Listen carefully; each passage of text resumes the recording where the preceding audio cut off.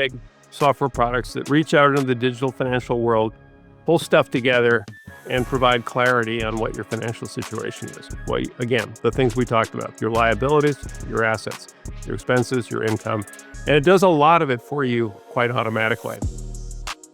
Welcome to Financial Freestyle here on Yahoo Finance. I'm your host, Ross Mack. Now look, guys, no matter where you are, you can never stop learning, and that's why I'm talking to some of the GOATs. And today's no different, as I'm talking to one of the personal finance GOATs, Sir Eric Dunn, CEO of Quicken. Eric, how are you today? Well, thank you for calling me, sir. I'm just regular Eric, but I look forward to talking to you and getting the word out about what we do here at Quicken. Your resume obviously is extremely extensive, right? You've been in the personal finance space for over 40 years. And I myself, with Maconomics, I'm in the personal finance space. And I just want to know, like, over your 40-year, period, what have you really learned? Like, where do the traditional average American get it wrong when it comes to managing their finances? I think there are two areas where families often get it wrong. One area is having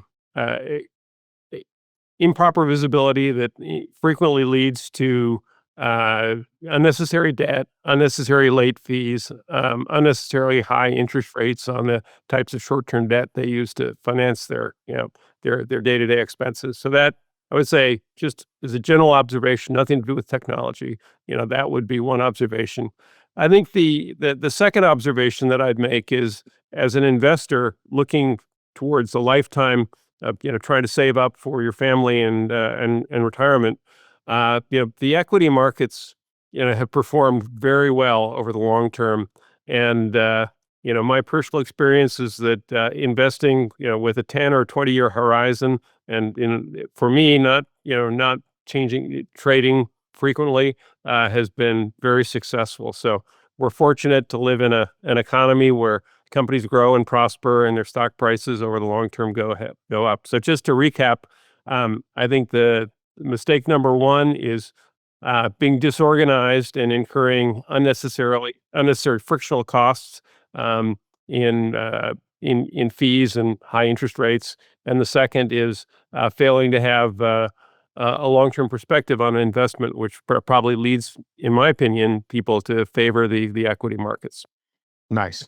I am a huge proponent of people investing, but quite often, to your point, especially when you look at, the traditional historical average of the stock market, call it 10% annualized, it doesn't make sense, right, to start investing if you are paying, Capital One and American Express, et cetera, 25%, APR on those credit cards. So many Americans obviously are struggling with budgeting, saving, and investing.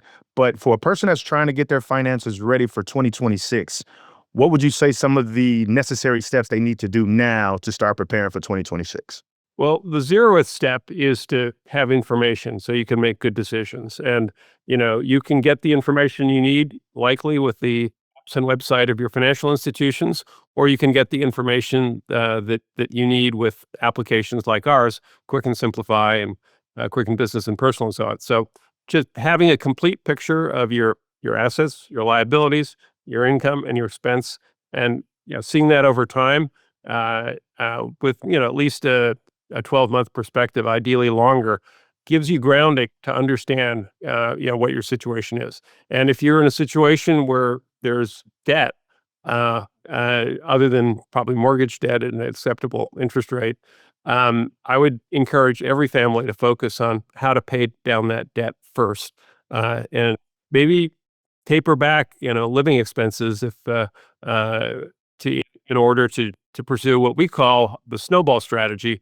where you pick your smallest principal debt first. Maybe that's a credit card with a high interest rate, and you just try to pay that one down, get it to zero, and it just creates a feeling of satisfaction and accomplishment to check one off and then move on to the next, and the next. And it'll take many years for many families to get, all the way to, where they want to be, which, probably still you would have a mortgage debt, but maybe eliminate the credit card debt. So zeroth order, understand your situation. First order, if you have expensive debt, try to tackle that, come up with a plan and reduce it. And then second order, after zeroth and first, would be start to think about the long term. Understand your goals, and that could be your own retirement. It could be looking after aging parents. It could be looking to put your kids in college, which is not cheap, and construct an investment plan that that can meet those longer term objectives. I love it. And so obviously, statistics are showing us that the average American is living paycheck to paycheck. Average American, right? Over 60% of Americans don't have $1,000 saved in the case of an emergency. So let's talk to us about Quicken. Why should Americans be using Quicken? What's new? What are you guys doing over there? We're a software company, make software products that reach out into the digital financial world, pull stuff together, and provide clarity on what your financial situation is. Again, the things we talked about, your liabilities, your assets, your expenses, your income. And it does a lot of it for you quite automatically. I mean, it can look at your bank's transactions and figure out what your paycheck is and figure out what your mortgage is and so on. And that's the starting point. That's the zeroth order that lets you understand, what your debt situation is in the case, or in even before you're dealing with debt, what your cash flow is from day to day, week to week, and month to month. One of the things our products do is not just look backwards, which is what you would get from a financial service company app, but look forward. So you can see what your cash balance is going to be in your bank account day by day, when your paycheck comes in, when your mortgage goes out, when you have the property tax bill, and that's a big expenditure every 6 months in California. And you can actually see what that picture is. And if you're running, close to zero, maybe you have to be cautious about discretionary spending to make sure you don't, bottom out. Part of the zeroth order, I'd say, is just managing the day-to-day cash flow. And as you say, people live paycheck to paycheck, and that means they're making sure their bank balance doesn't go negative. And we have a great tool that helps them give a lot of visibility to prevent that from happening. I love it. I love it. So question, right? A few weeks ago we were talking to a gentleman that ran wealth management at at a Wall Street firm, and they put out a report where, they were saying many Americans, it was close to, maybe 70% of Americans feel as though they may have to come out of retirement due to kind of the overall economy, right? And so one of the things we talked about is like there's a tale of two worlds, right? We got the stock market at all-time highs, crypto effectively at all-time highs, gold effectively at all-time highs. Yet we're seeing consumers being financially stressed. And clearly you have a ton of data where you have millions of users. Where's the consumers? Are they financially constrained? Kind of where are you guys seeing the data right now? One of the things we're seeing is kind of similar to the point the wealth advisor mentioned of people needing to start working again, even after they thought they were retired or about to retire. And we call it the triple squeeze of, Gen X people who are, at retirement age, who very often have financial stress because on the one hand, they might have aging parents. And in my case, my stepfather is in memory care uh, um, and it's not cheap, for him to have, round the clock, medical attention. And then at the same time, you have kids. My daughter's in graduate school and I'm supporting her. And then, I have my own financial life to look after. So, in the long run, I think there's going to be a lot of assets coming to the Gen X people from, baby boomers as they pass on. And so I don't think the long run outlook is, particularly dire for people in the triple squeeze. But in the short term, we absolutely are seeing exactly what you described, which is, people at or around retirement age are facing financial pressures in the here and now. And that could lead them to be fortunate to have an opportunity to, to return to work, which is not necessarily a bad thing. Or, they might have to, take out a home equity line of credit for the time being, or, dip into, retirement savings to tide them over. I love that you brought that up. And it's funny because a clip kind of went viral of, one of the bigger names in the personal finance space, that being Dave Ramsey. And he said, Americans may consider, pulling funds from their 401k, for different reasons, right? Obviously, the cost of living and inflation this, and, is it to get out of debt, et cetera. So, and you obviously brought up whether, home equity or pulling from your retirement. One, what do you think about that? Do you think it's ever a good idea? And obviously, it's no one size fits all, but do you think, there's ever a good idea to pull from your 401k? And if so, what are the reasons why? It depends quite a lot on individual circumstances, and, uh, if you kind of know what you're likely to inherit and there's a lot of transparency and, you are gonna be, a beneficiary of the great wealth transfer, maybe it is acceptable to dip into your 401k or, take out as I mentioned, a home equity loan to tide you over. Not every family is in that situation, and, if the 401k is all you got, that and Social Security, I would be cautious about doing that. No, that's fair, right? I think many Americans, unfortunately, we're seeing savings deplete, credit card balances increase, right? And so for a person that owns a home, who has some home equity, if you have, credit card debt, what would you say the order of, kind of a checklist of what they need to do in order to get out of debt, right? Should they look at home equity? Should they look at retirement? Should they look at balance transfer credit cards or debt consolidation loans? Like, if you were putting this as kind of a blueprint for an American right now that's watching us, what would you tell them? One of the things I would tell them is to use our software products, which actually have a debt reduction tool that's even smarter than I am about making, specific recommendations about, how, which ones to start with and how to fund it. And again, the circumstances vary so much, person to person, depending, what interest rate you could get, with a balance transfer, with a, or with a home equity loan.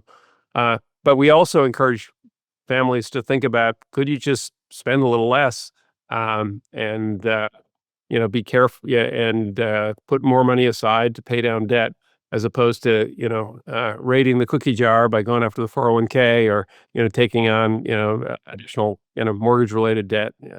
So that's actually the first recommendation is to, understand your discretionary expenses, and see if there's reductions you can make, so that you can get to a better place financially.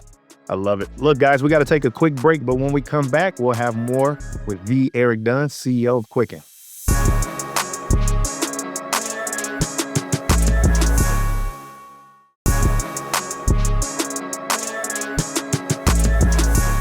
All right, guys, welcome back to Financial Freestyle, and I am speaking with the CEO of Quicken. You have a daughter that's in grad school, and obviously you've been in the personal finance space for quite some time. How would you recommend parents should be talking to their kids about finance? And also kind of let's talk about, how Quicken is also maybe making that conversation easier. We started talking to our kids probably when they were about 10 about their finances. I didn't really talk about it until then.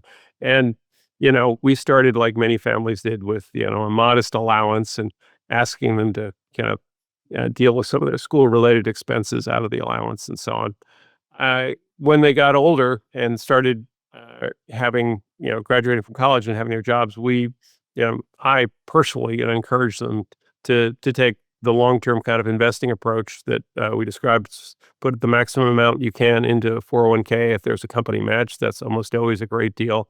And then, when chip picking the investment mix for that or any other investments they had, these people are early in their lives and, they don't need to be in bonds. They want to be in, a globally diversified mix of equities. And for my kids, I recommended that they do index funds, which are low fee structures. So, so that was where we kind of gave the specific advice to them when they were in their 20s after they graduated from college. Um, but early on, I think just having a methodology and kind of conversations about the day-to-day spend at least got them thinking about, finances as something other than just spend what's in your pocket. Like finance for the longest have been taboo, and I think with the emergence of social media, etc., it's becoming less taboo. But now it's like making it fun, right? I love if they're using their tablet, if they're on YouTube, we talk about you actually own this company, right? You own Amazon if it's a Amazon tablet. You own Google if we're looking at YouTube. So it's kind of early, but I do look at it as saying as they continue to get older, it'd be a different language that they are fluent in. But, for the interest of time, I actually want to know, right, what's new at Quicken? Kind of any new products you guys are rolling out? What's happening over at Quicken? Thanks for asking. I think one of the products I'd love people to take a look at is we call Quicken LifeHub, and historically we did a great job of tracking the numbers, the dollars and cents in people's lives with all of our Quicken products. Um, Recently, we've added that to that a product called Quicken LifeHub that is good for the words, the photographs, the documents that are essential to your family. And Quicken LifeHub is a secure cloud-based place to put all this stuff and have it organized in subfolders, and also have what we call granular access, where I can share my will with my lawyer. I can share kind of my property information with my kids. I can share probably all the information with my wife, and then also specify that when I'm gone, certain information is made available to other people. So it's a product that does a great job of organizing critical stuff now, including you put your birth certificate, your copy of the title to your car, your birth certificate, your passport, and so on. Um, and just have that in a secure place. But it's also a place to manage the transition when one generation succeeds the other and needs to kind of take over the management of the assets of the family. And it does that in a structured way. And we actually have kind of a confirmation of change of ownership that is handled by our care team in exception cases. So, and it interoperates with our finance products so that a summary of your financial information is automatically imported into it. So, we're happy to have now a set of web mobile products that do the numbers really well for your personal side, that do the numbers for your business side, bring them together, and then over the top of that, this ability to do the words, the pictures, and the documents that are part of your family's essential information, and store that for people in a secure way where multiple people can access it. That's awesome. And we've been talking this long and we haven't talked about the biggest buzzword in the streets, and that's AI. How's Quicken leveraging AI? How are you using it? And more importantly, how do you think AI is going to change personal finance in the next 5 years or so? Right now, we're using AI in a couple of very vertical use cases. One is automatic categorization of transactions. So we reach out in the digital world and we pull information from multiple sources on behalf of our customers, and then mapping that to categories like, is this this is a clothing expense, is this dining expense, is this grocery? I mean, it's is basic to getting personal finance right. And so we use machine learning and AI to do that better. And we've improved the way we categorize over the last couple of years as a result of doing that. Another area that we've used AI is in the Quicken LifeHub product I mentioned, where in addition to kind of the document and image storage features, it has a Quicken Advisor, which is powered by ChatGPT, and you can ask it in its domain questions like, "What's the estate tax in Minnesota?" And it'll give you the correct answer. So it's just a helpful way to kind of fill in pieces of information without having to pick up the phone and call a lawyer. Um, and then in our Quick and Simplify product, in employee internal use so far, we're refining two features. One is called Reports Insight and Investment Insight, where the AI agent looks at for example, your investment portfolio and says, you have a high concentration of tech stocks, just FYI. Uh, and then later this calendar year, by the end of the year, we'd have an interactive version of those two features, where both the reports and the portfolio uh, uh, data is provided through a tool to OpenAI technology, and you can have a structured conversation with an AI agent about your finances. So then we use it internally. Obviously, our engineers use it for writing code, our marketing team, our care team, and so on. But I think the most exciting parts are what we can do in product. In the future, one of the things we hope to do and plan to do is use AI to connect a couple of the capabilities that we have in our company automatically. So I talked about reaching out into the world to get financial information. We call that Quicken Knows Me. And then Quicken guides me. That's kind of the analytical tools we've already built and the cash flow forecasting and financial planning. And then make it happen, reach out into the real world and do stuff. So to that end, we've built an account-to-account money movement capability that can move money from a bank to a brokerage account. We've built a bill pay capability. We've built in electronic invoicing with payments that can get a business paid and kind of document and data sharing capabilities. So those are our make it happen components. And we see AI as the glue that connects the three pieces: knows me, guides me, and makes it happen. Now, obviously, you want to do that carefully. You don't want, the AI bot going crazy and sending your money to, you know, uh, poor investment choices. I'll just leave it at that. But with a step-by-step approach where you start with rules and then kind of confirmation and gradually build confidence in the interaction, you can get to the point within a few years where the AI in Quicken is doing real financial work helpfully for you and has a very fluid conversational way of interacting with it to kind of set the parameters for doing so. So, for example, you could imagine, driving your car to work and say, "Hey, Quicken, what do my finances look like?" And it says, "You got $6,000 extra. Do you want to invest it?" And I say, "Yeah, please, put that in my Schwab account." And then it would say, "Do you want me to do this every time your balance is over $10,000?" And say, "Yeah, but why don't you ask me Oh, wow. first?" And later say, "Just do it." So I think that's where we're getting, and hopefully, the AI will make good choices for us, and we'll be able to make sure it makes good choices for us. And that's our responsibility to make sure it does that. That's remarkable. At some point, we'll be, "Hey, AI, go day trade for me." And we shall see. I'm not sure I'd call that a good choice yet. That's epic. Well, that's it for this episode. I just really want to say thank you, Eric, for coming on. This was remarkable. Yeah. But yeah, that's it for this episode, ladies and gentlemen. Make sure you like, subscribe, and as always, make sure you tune in for next week. Tell your aunties and your cousins to watch this episode. Until next week, have a good one. This content was not intended to be financial advice and should not be used as a substitute for professional financial services.